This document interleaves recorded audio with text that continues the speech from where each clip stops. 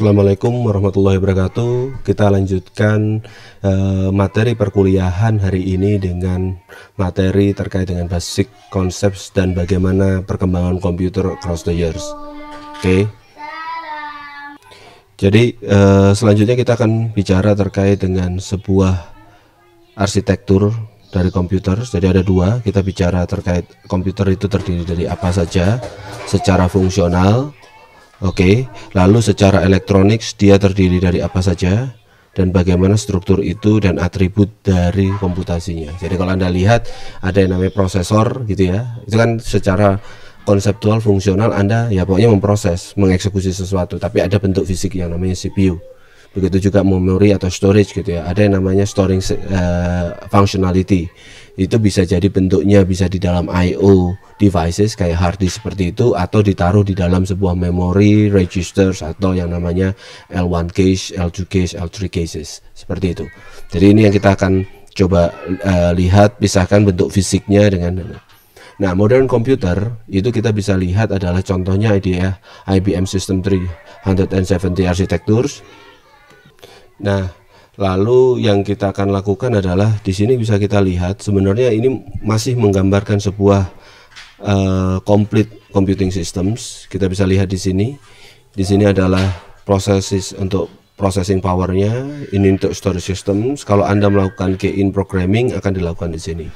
Nah, ini bukan komputer yang pertama, karena kalau kita bicara komputer sebagai konsep itu sudah pernah direalisasikan oleh Alan Turing ketika dia melakukan cracking dari yang namanya Enigma machine. Walaupun komputer yang dia ciptakan itu bukan digital computer yang kita biasa kenal sekarang, tapi adalah electronic computer, namanya BOM. Jadi kalau Anda suka film yang namanya Imitation Game, silahkan dilihat, itu ada gambarnya di situ.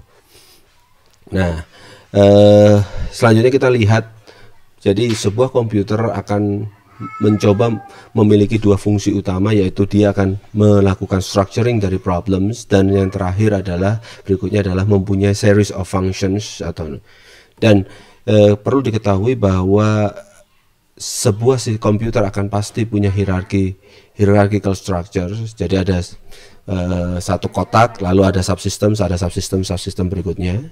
Oke, dan Anda sebagai desainer dari computer solutions harus memahami itu supaya Anda akhirnya bisa menciptakan sebuah solusi yang Anda bisa decompose.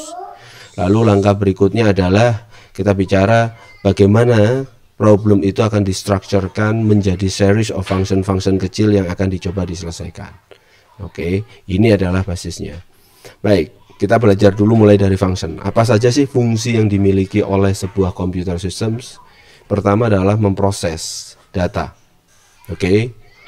Lalu yang kedua akan melakukan penyimpanan baik secara short yang nanti dilakukan di dalam RAM, cache dan lain sebagainya, atau long term untuk ditaruh di secondary storage systems. Oke, in either way mereka harus disimpan.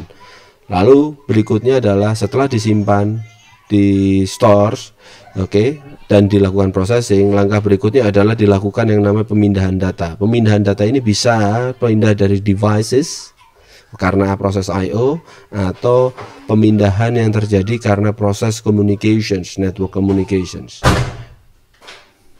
Dan yang terakhir adalah aspek kontrol, di mana fungsi tersebut akan diorkestrasi. Jadi oke, ini kalau kembali dalam senario Hello World kemarin, oke, ini ada executions, program loading. Oke, di load dulu programnya. Jadi ada I/O, nyari dulu ke hard disk.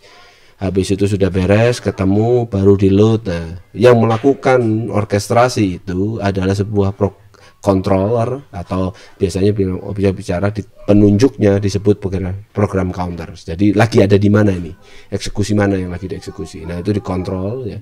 Itu posisinya memang ada di dalam CPU. Nah, sehingga kalau kita lihat dari posisi seperti ini, sebuah computer systems akan terdiri dalam sebuah I/O, main memory, dan CPU. Ini hierarki yang paling gede yang Anda lihat. Bisa saja Anda bicara, loh, CPU ini terdiri dari sebuah yang namanya registers, arithmetic logic unit, dan control units. Nanti ada internal bus yang kemarin. Nanti control unit masih ada sequencing logic, ada control memory, program counters. Nanti ada di dalamnya lagi ada yang namanya integer programming, float floating point, binary processing, dan kawan-kawan. Oke. Nah, ini struktur ini sangat penting sehingga karena Anda akhirnya tahu bahwa sebenarnya sistem itu terdiri dari subsistem yang merupakan sistem tersendiri sampai ke bawah.